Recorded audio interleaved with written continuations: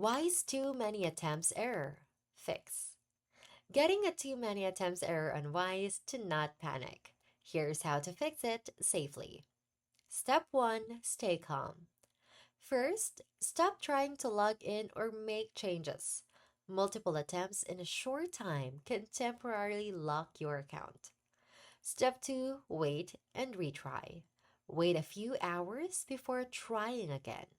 This cooldown period allows Wise's security system to reset automatically.